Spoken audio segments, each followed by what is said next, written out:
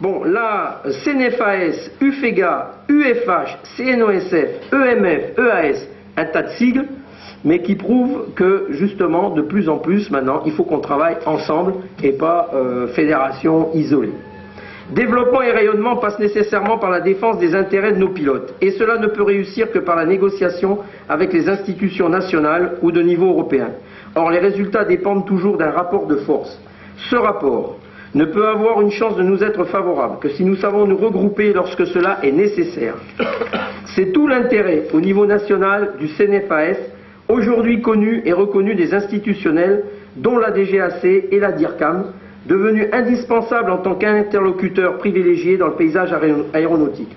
Nous traitons ensemble de tous les sujets sensibles communs, tels que les espaces aériens, les RTBA militaires, les aérodromes menacés, la réglementation aéronautique commune, les drones, les manifestations aériennes, etc. La météorologie, les REX, avec l'IASA, l'Institut d'amélioration de la sécurité aérienne, les relations avec Europair Sport, avec la FAI.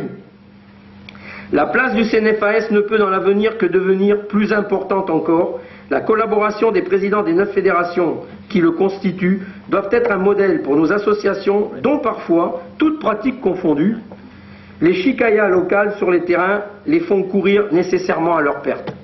Là, j'alerte quand même.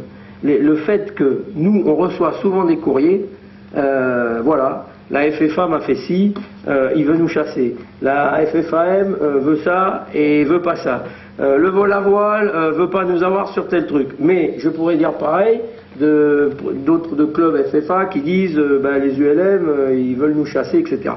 Et bon, c'est pas un bon exemple et c'est pas comme ça que ça va marcher. Car, comme on l'a déjà dit les autres fois, aujourd'hui la tendance est plutôt à fermer les aérodromes. Donc si les gens, c'est fini. Les terrains ou les aérodromes où il y aurait que de l'ULM, les aérodromes où il y aurait un club de vol à voile, même s'il y a 30 ans que ce club de vol à voile était là tout seul, il va falloir qu'il partage. Et pour la FFA c'est pareil, et pour nous c'est pareil. Voilà, parce que on a en face des riverains qui, comme l'a souligné tout à l'heure Dominique Orbec et Jean-Émile Rouault, le terme n'est pas exagéré quand je dis ils veulent notre peau. Donc on ne pourra, faire accepter les aérodromes qu'à condition qu'on puisse prouver que ça sert à beaucoup de monde.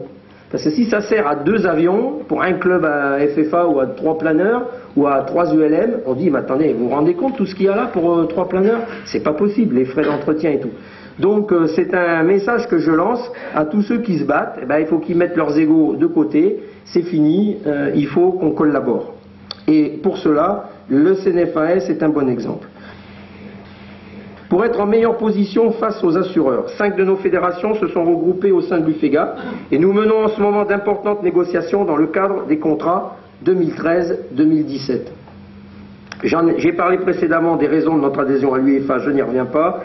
Nous adhérons également dans le domaine sportif au CNOSF, qui regroupe toutes les fédérations nationales françaises et qui est l'interlocuteur privilégié du ministère des Sports et plus particulièrement réuni au sein du CISA, Conseil interfédéral des sports aériens, présidé par Bruno Delors, encore lui nominé, élu de plus au conseil d'administration du CNOSF, un poste stratégique et utile pour la prise en compte des intérêts des sports aériens.